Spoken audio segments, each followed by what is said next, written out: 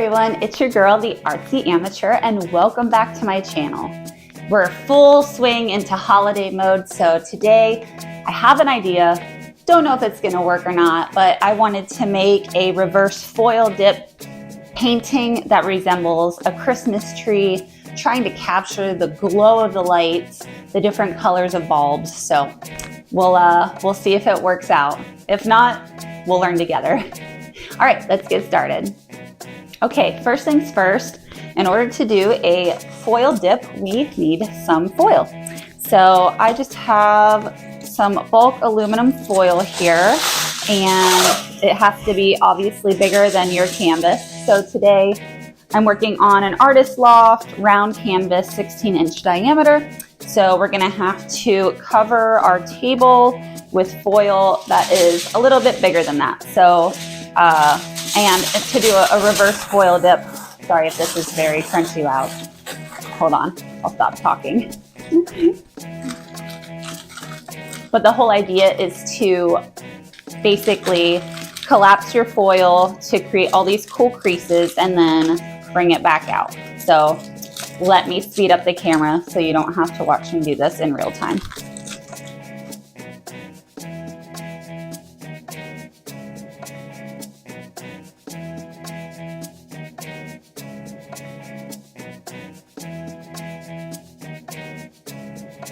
Okay, good news. I tested it and we only needed 2. All right, so the whole purpose of crinkling this foil up is it creates really cool patterns when you do the reverse dip. So what we're gonna do is we're gonna lay paint down on this surface, and I'll explain the pattern that I'm gonna do here while I'm doing it, but then we're gonna take the canvas and actually dip it in the paint and push it through. And when we pull it up, it's gonna have a beautiful pattern on it. So let's get the canvas open. Again, this is Artist Loft. Unfortunately, it's only a level 1. If you guys know where to get higher quality round canvases, let me know. I definitely know that, Michael's and Hobby Lobby don't seem to have a lot of great options for high quality round canvases. So drop a comment if you're an artist and you know where to get them. So, okay. I think we got everything set up here. Let me put this away. Okay, method to the madness. Hear me out. Again, I have no idea if this is gonna work or not, but I'm thinking what I'm gonna do first. So I wanna do a Christmas tree, basically make the whole painting like a decorated Christmas tree.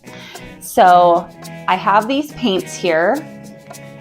I have a blue, these are Liquid Text Basics, Primary Blue, Liquid Text Basics, Naphthol Crimson, and then also a Master's Touch Pearlized Bright Gold. So I'm not gonna actually mix them with any pouring medium because I don't want them to spread much. I want them to be concentrated like a, Christmas bulb on this background. So I also, however, want them to have a glow behind them. So this is what I think I'm gonna do. The very first thing I'm gonna put down is little tiny dots of these colors. And then on top of them, I have some pre-mixed pouring acrylic just in these small bottles, just because they're easier to control. I have the gold metallic. I have the pearlized white. I also have, I know this looks black because I touched it with a bunch of paint from another painting, but this is actually the 2 of these mixed together to create a lighter one. So I think I'm gonna do this one. I want a glow. I don't want it to be super yellow. I might put some of each, but we'll see how it goes. But anyways, I was gonna put that on top of those bulb colors to make them have a glow, and then just spread them out almost like Christmas lights. We'll see how it goes. And then for the tree itself, I have 3 beautiful green colors here, and I'm hoping they go together well. So the first one is Master's Touch Pearlized Dark Green.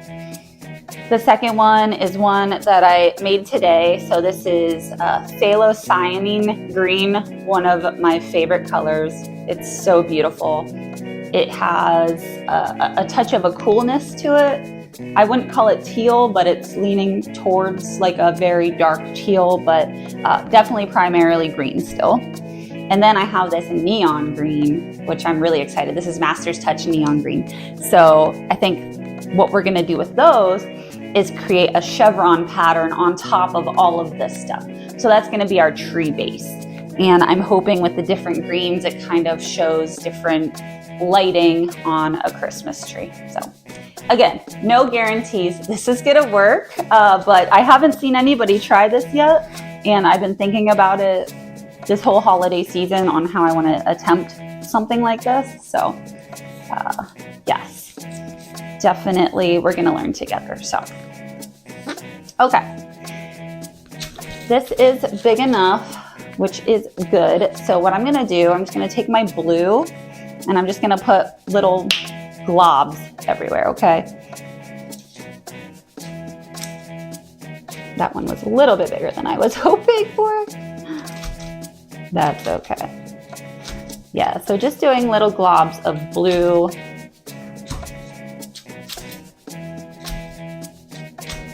Okay, I think we got enough blue on there. Now I'm gonna come in with my red. And I've not actually used this red before. It's called a Naphthol Crimson, but it looks so pretty. So just come in with my red dots here.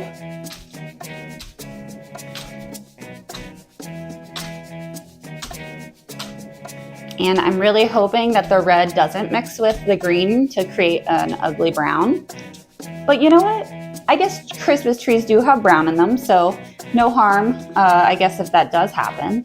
But that is, you know, hopefully it doesn't make it too muddy looking, so we'll see. Okay. All right, and last but not least, I've not used this one either, but this is so pretty. It's a pearlized bright gold from Master's Touch, so I'm excited to use this one.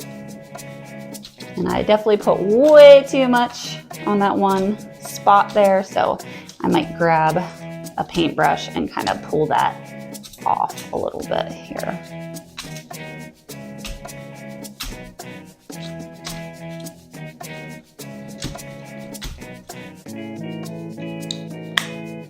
Yeah, I don't want too much. It's supposed to be a bulb. It's supposed to be an accent, not a whole bunch, but let me just pull some of that off there.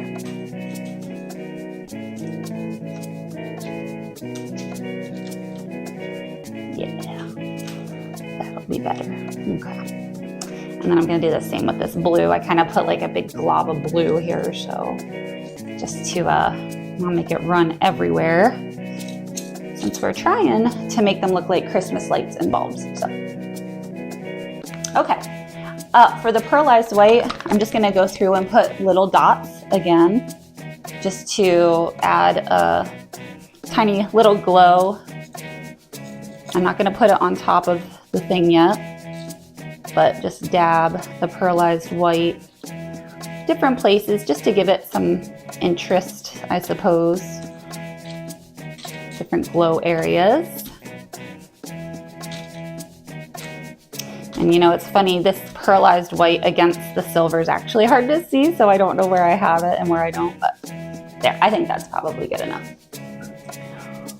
All right, so this is what I'm gonna put now on top of those colors. This is the pearlized white mixed with the gold metallic, so it's a lighter gold color. So I'm just gonna add that behind or right on top of some of these bulb colors I have. And I think I'm gonna also do some of just the gold metallic. You know, because when you look at a Christmas tree, it does have, you know, it's not all the same color glow behind it. So I think that'll be really pretty to mix it up a little bit.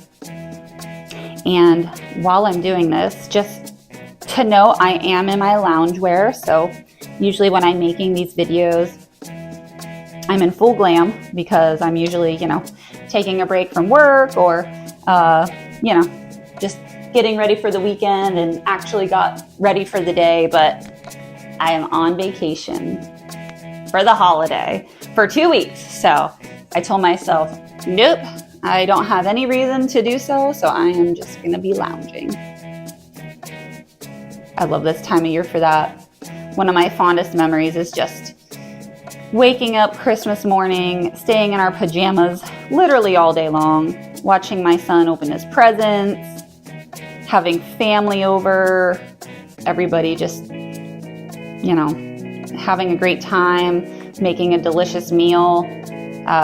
Drop in the comments what you guys make for Christmas dinner traditionally. I'm always so interested. There's so many different themes that people go with for Christmas dinner. Some people do a repeat of Thanksgiving. Some people do a Christmas ham. Our family, we do, inspired by the Grinch, a roast beast. So we will get a big giant tenderloin, beef tenderloin, and cook it low and slow all day. Oh. And then for our sides, we always have green bean casserole and cheesy scallop potatoes.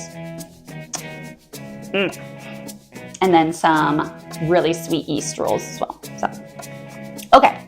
So I put my light gold, I put my, my pearlized white and gold mixture. I put my just straight metallic gold, and I think I'm gonna add just I want negative space. I'm not gonna do it. Okay, I was gonna put some more white. I actually don't wanna do that because I want some of the green to show through. So what I'm gonna start with first, so it's gonna be the top layer. So I'm gonna come in, and now I'm just gonna do a chevron pattern. Let me make sure I have my, enough covered there. I'm gonna do a chevron pattern with all the greens and get a good cover on the canvas. So, and there's no method to my madness of how I put these chevrons on. I actually got this idea from one of my favorite fluid artists that I watch all the time. Her name's Gilly Cube. Shout out to Gilly. She is always doing these techniques, and I'm always inspired by how she does them. So, all right. So for the green, I definitely didn't want to add too much green of this color because it is bright. So you can tell we're running out here. And I mixed only a little bit because I knew I was going to go crazy. So you know how you put like just the portion of food on your plate that you should eat because you know you don't trust yourself. That's what I'm doing with this color green right here. So, because it is super bright, but I think it's going to be really pretty. All right. That one's kicked. Let's go on to this beautiful cyanine green, phthalo cyanine. This one is so gorgeous, yes. I love a dark green.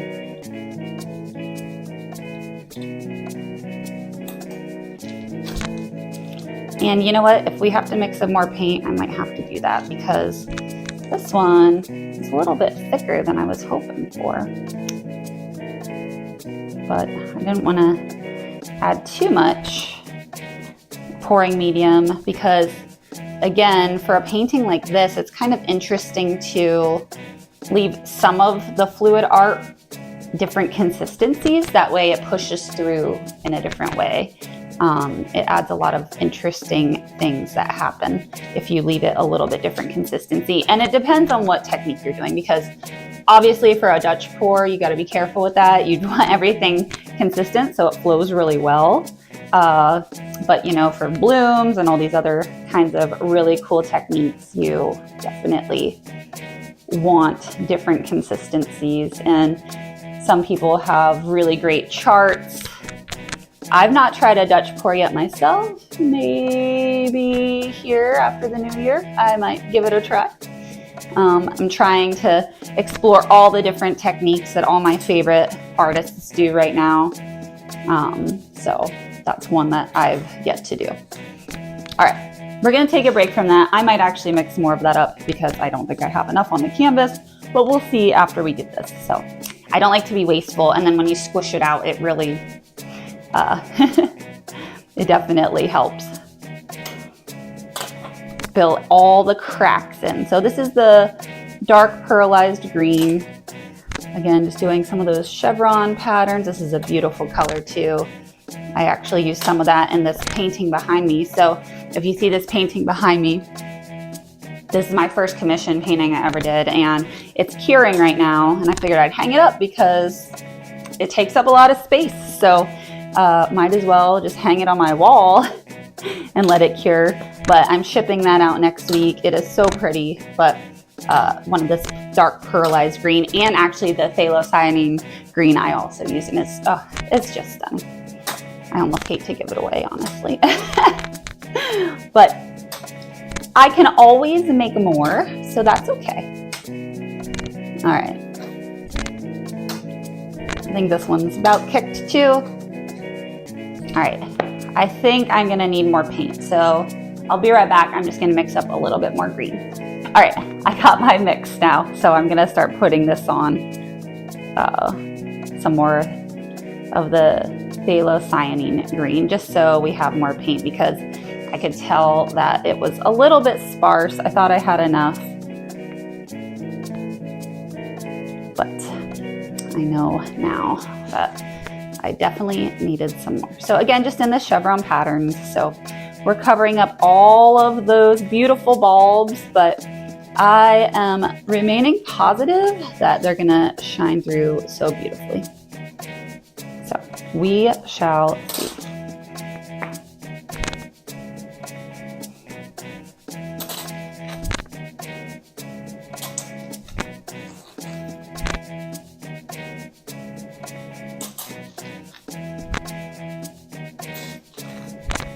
Now I'm just kind of coming in and covering up some bare spots that I see. So,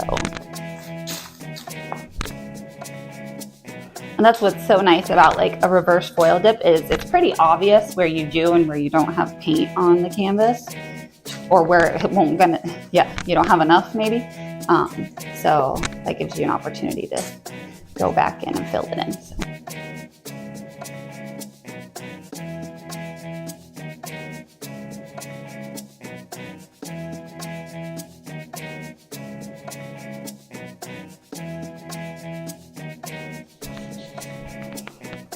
All right, everyone, here goes nothing. So I'm just going to put it straight down in the center here, and a little fuzzy on there. Straight down in the center and then push outward so we can cover the whole canvas. Okay. And again, this is my first time using a round canvas. I'm really excited to see how this turns out. Okay. Again, just pressing from the middle and going outwards.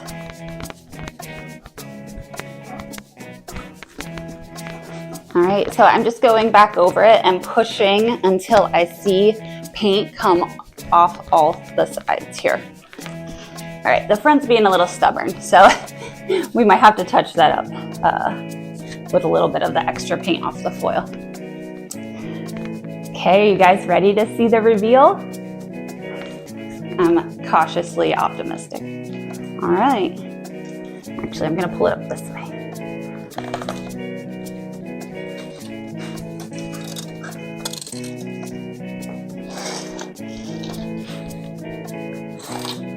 Okay. That almost looks like a Christmas tree. All right. So, got lots of extra paint on the canvas. It did work pretty good. One thing that I would like to do now though is there's another technique that I saw Gilly use, and I think it's gonna make all of these bulbs pop really well. It's a balloon technique. So I'll be right back and get set up, and we'll start doing the balloon technique on these. Okay, we got our balloon, so we're gonna do a little bit of a balloon dip, and I've actually never done this before either. So what I'm gonna do is I'm just gonna start doing it very lightly on the place that I had the bulbs. So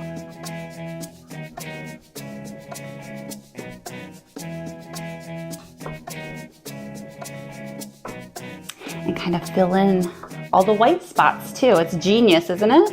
It's such a genius method. I love it. Ooh, that red is showing through beautifully there. wow, this technique is really making all the difference, to be honest. Ooh, I'm just loving all these colors that are poking through as I do my balloon dip. And once I'm finished dipping, I'll bring the camera down and show you guys a close-up. Okay, something else that I decided to do, I added a tiny little bit of just like white, and I'm just going through, and I noticed my white kind of turned into a weird gray, which is kind of surprising, but I just wanted to add a few glowing white bits in here. So I'm just going to put a little bit of each color on my foil and then just dip in a little bit to make it a little bit more colorful. These are the things you learn, you know, as you try it.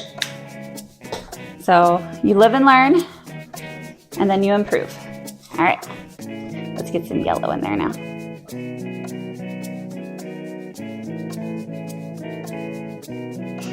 Okay, I think if I touch it anymore, I'm gonna ruin it. So let me grab the camera and I'll bring you guys down for a close-up of the wet reveal. Okay, here we are for the wet reveal, and some of the white got a little bit gray and muddy, but I'm glad I went back in and added the balloon kisses. I think it adds a really cool texture. Definitely makes the colors pop a lot more than if I would have just left it alone.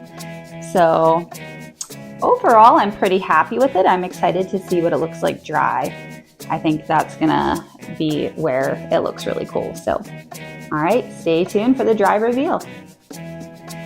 All right, guys, here we are at the dry reveal. And honestly, the camera doesn't really do this painting justice. It looks so much better in person. It's very shimmery and metallic and really pretty. So I think it captures the glow of Christmas pretty well. So I'm really excited to put it downstairs in my living room.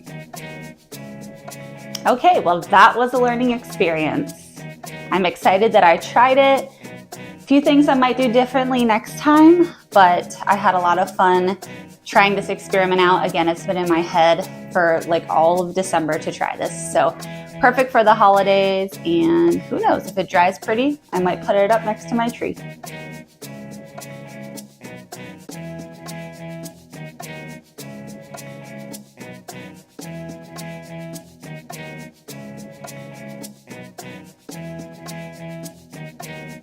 Thanks for tuning in. If you liked this video, please give it a like on the like button down below. Subscribe to my channel and hit the little notifications button for all of my upcoming videos that I'm gonna do, and share with your friends if you think they'd find this interesting as well. All right, happy holidays, everyone. Hope you have an amazing day. Till next time, see ya.